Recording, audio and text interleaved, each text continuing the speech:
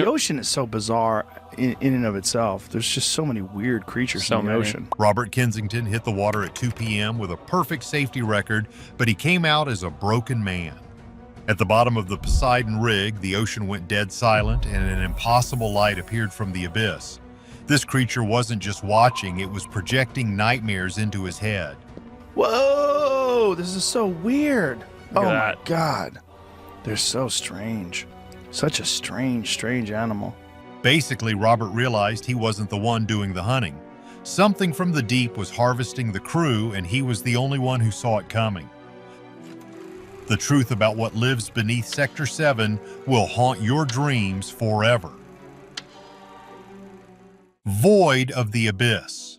Robert Kensington was known as the ghost among the crew of the Poseidon oil rig for a very good reason. He was a man of steel who never blinked in a crisis. He had spent his life working in the most dangerous parts of the ocean, moving through the dark water with a calm that most people couldn't understand. But on one humid Tuesday afternoon, that calm was shattered forever. Robert stood in the captain's office, water dripping from his wetsuit onto the gray carpet, and his hands were shaking so hard he could barely hold a pen. He was at 180 feet when he saw it. Things get even crazier because he wasn't just scared, he was totally undone by what was watching him. He slammed his resignation paper onto the desk. He was done. No more diving, no more big paychecks, and no more ocean. Captain Reeves, who had seen it all in his 20 years at sea, thought Robert was just having a bad case of pressure sickness. It happens to the best divers when nitrogen builds up in the blood and makes you feel drunk or crazy. But Robert was sharp. He had checked his air mix 5 times. He knew exactly where he was.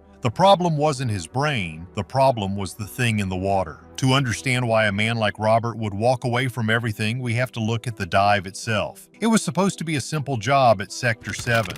Robert was supposed to check a pipeline for leaks. Usually he had a partner named Johnson, but Johnson had stayed in his bunk with a bad stomach. Robert went down alone, which he actually liked because it was quiet. The water was clear for about 60 feet, and the sun looked like big light beams in a church. Everything seemed perfect until the 20-minute mark. That is when the ocean died. Not literally, but the sound just stopped. What most people don't realize is that the ocean is usually a very noisy place full of clicks and hums. Every fish, from the big amberjacks to the tiny reef fish, simply vanished. They didn't just swim away, they fled like something terrible was coming. Robert felt a prickle on the back of his neck. It was that old feeling humans get when they are being hunted. He turned his heavy dive light toward the dark, but he saw nothing but empty water. Still, the feeling grew stronger. It felt like 1,000 eyes were staring at his back. His heart rate started to climb and he could hear his own breath getting faster in his helmet. He was burning through his oxygen way too fast. He decided right then to call off the job and go up. But this key detail can shock you because his radio was suddenly dead. The silence was heavy, pressing against his ears harder than the water. He was alone, 200 feet down, with no way to talk to the surface.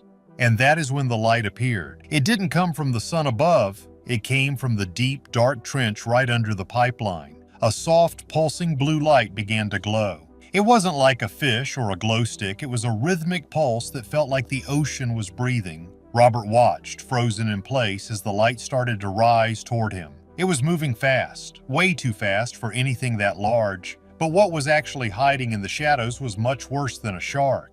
Monster in the light. Robert watched as the shape took form.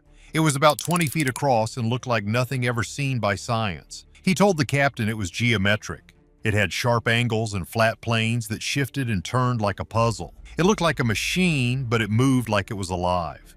It didn't use fins to swim, it just changed its position in the water, appearing in a new spot without moving through the space in between. It was like a glitch in a video movie.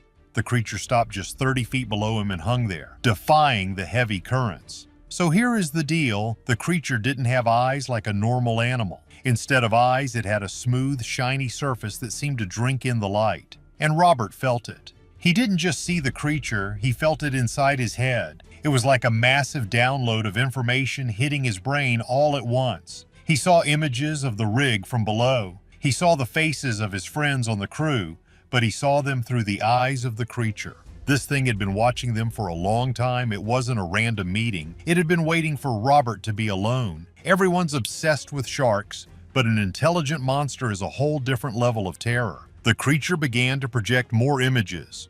Robert saw himself drowning.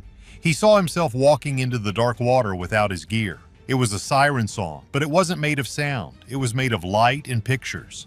Robert felt a strange pull in his chest. A part of him wanted to let go of his safety line and swim down to the light. He wanted to touch those shifting angles. He had to fight with every bit of his will just to stay still. He knew if he moved too fast, his blood would bubble and finish him. He had to follow his decompression stops while the monster watched him. For 45 minutes, Robert hung there in the open water. The creature mirrored his every move. It stayed exactly 30 feet below him, pulsing with that eerie blue-green glow. It showed him Johnson, his partner. It showed Johnson walking toward the edge of the rig at night. Robert realized with horror that his partner hadn't been sick. He had been marked. The creature was harvesting them, taking their minds before it took their bodies. Robert was the first one to see the face of the hunter. I'm not gonna lie, the thought of something stealing your mind is worse than any bite. When he finally reached the surface, he scrambled up the ladder like a madman. He didn't even take his fins off before he was on the deck. He looked back over the edge and saw the faint glow sinking back into the trench. It let him go, but it didn't feel like a victory. It felt like a warning. He ran straight to the captain's office to quit. He knew he couldn't stay on that rig for one more night. He knew that the things he saw in his head weren't going to go away just because he was on dry land. Something was still calling him from the dark water below. Harvest of the deep. Captain Reeves listened to the story and felt a cold knot in his stomach. He wanted to believe Robert was just tired, but there was a big problem. He hadn't seen Johnson all day. He had only heard from Garcia that Johnson was sick. Reeves grabbed his radio and called for a check on Johnson's room. The minutes felt like hours while they waited. Robert stood by the window, refusing to look at the water. He knew what they would find. For starters, the rig felt way too quiet for a place with 50 men on it. The radio crackled. Garcia's voice sounded small and terrified. Johnson's room was empty, the bed was still made, and all of his clothes were there. But his heavy diving gear was gone. A man with a stomach bug doesn't go for a midnight swim with 80 pounds of gear.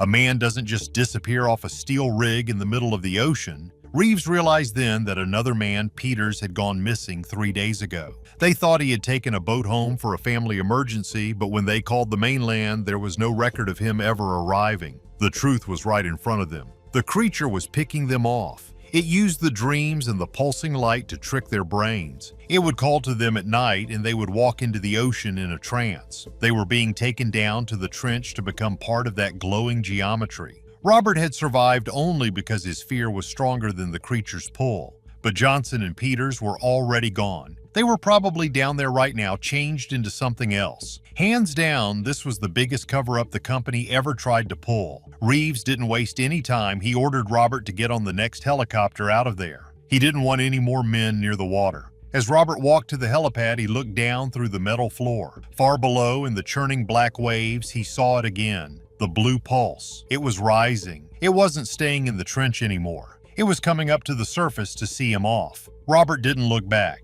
He got on the chopper and watched the rig disappear into the mist. He moved to the desert the next day, as far from the coast as he could get, but the move didn't stop the nightmares. Robert works in Nevada now, under the hot sun, where there is no water for miles, but every time it rains, he feels that pressure in his chest. He sees the shifting angles in the corners of his room. He knows that he is still marked. He knows that Johnson and Peters are still down there watching from the abyss. The creature didn't let him go, it just gave him a longer leash. And that's putting it lightly when you realize the ocean covers most of the earth. The landlords of the planet are coming back to collect their rent. A final warning. Robert Kensington never went near a lake or a pool again. He won't even take a bath. He knows that the water is a doorway and the thing on the other side is patient. The Poseidon rig reported 3 more accidents after he left. Each time the story was the same. A diver would get confused, break safety rules, and vanish into the dark. The company blamed equipment failure, but Robert knew better. The equipment was fine, the people were the ones who were broken. The creature was simply more intelligent than we can imagine. What Robert saw suggests that we are not the masters of this world. We are just living on the small dry parts, and the things that live in the 70% of the world covered by water are finally waking up. They have been watching us drill and fish and dump trash into their home for a long time. Now they are starting to reach back. They don't need weapons, they just need to get inside our heads. Basically, we are totally outmatched by an enemy we can't even describe. Think about the sheer size of the ocean. Most of it hasn't even been seen by human eyes. There are trenches miles deep where the pressure would crush a tank. In those dark places, things have been growing and learning for millions of years. They aren't just animals. They are an ancient intelligence that moves through reality in ways we can't understand. Robert's encounter was just the beginning. The blue light is appearing more often now, near rigs and ships all over the world. If you ever find yourself near the ocean at night and you see a strange glow beneath the waves, do not look at it. Do not wonder what it is. Just turn around and run, because once that light gets into your eyes, it stays there. It starts to show you things. It starts to pull at your mind until the only thing you want to do is swim down into the dark. Robert Kensington is still running, but he knows he can't run forever. Eventually, the tide always comes back in. If the ocean holds secrets like this, are we ever truly safe on the shore? Does the water call to you at night too? Tell us your thoughts below. Like and subscribe.